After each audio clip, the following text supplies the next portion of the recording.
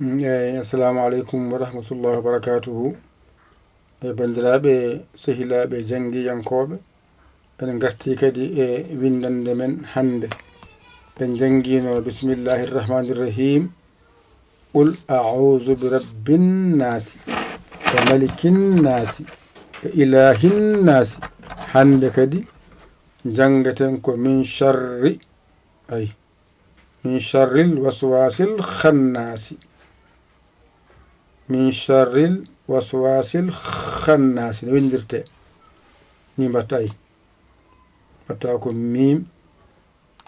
ha gayna nunrat mbaɗa ni ha gayna no metti windir ɗum mamten ɗum seeɗa ha weela yebde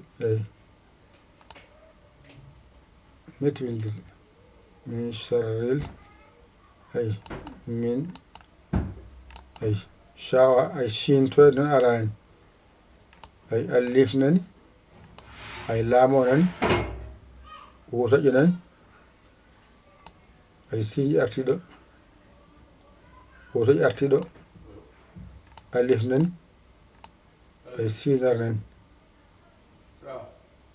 ɗum min sharril waswasil khannasi. Alif o nani laamo o nani ha cewɗo o nani juburna o nani ɗo alif taƴƴo o nani sinara o nani woni alkhannasi. ɗum min sharril waswasil khannasi ko ni windirte alif lam zadel khannasi allazi o la zadel o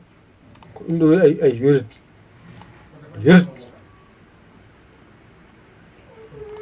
jibriya nani wotaƴo siñiƴi nani wotaƴo sinara ɗo ko fa toɓɓuɗo e yurid ndeni ɗo innira fi yurid kono deeni fi yurid saredu del wow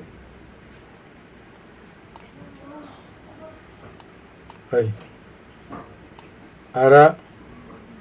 alif lam juburna alif taƴƴo sinar fi sudurin nas ni windirte fi su du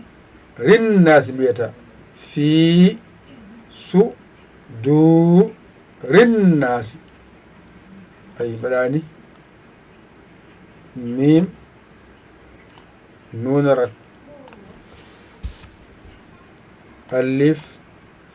lam ja cewɗo juburna o nani ɗon ta saqiru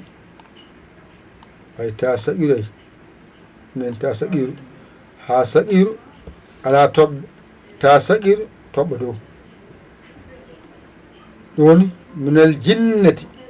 jinnati mbaɗa wo alif lam juburna alif taƴƴo sinara wannasi siborde timmi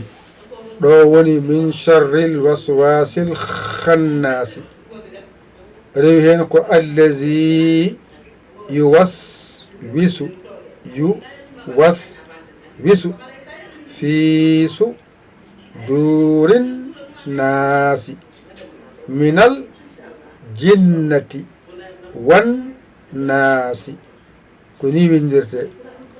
min sharril waswasil khannasi woydoto hakkunde ko allazi yuwaswisu fi sudurin nasi leso minal jinnati wannasi gasi wadde joni andi no windirte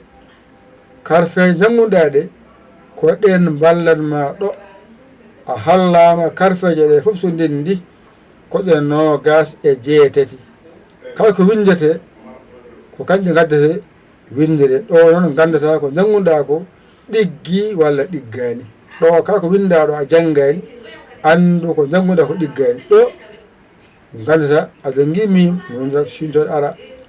wadde ɗo ala harfe wonde ɗo nde a janggano ɗo ala fof harfere nde a janggani wonde ɗo e joni heewi tan e yeeso ma kono ɗo kala ka janggani ɗo andu ko to ma to wona ga am ga ɗo woni examen ma ɗo pamirta ko jangguɗa ko ƴette kuɗi mon e carnet ji mon mbaji to janggon ɗigga ko musidɗo mon guiɗo mon saabu Allah Yaya l'école Sénégal alhamdulillah bi alamin on jarama wassalam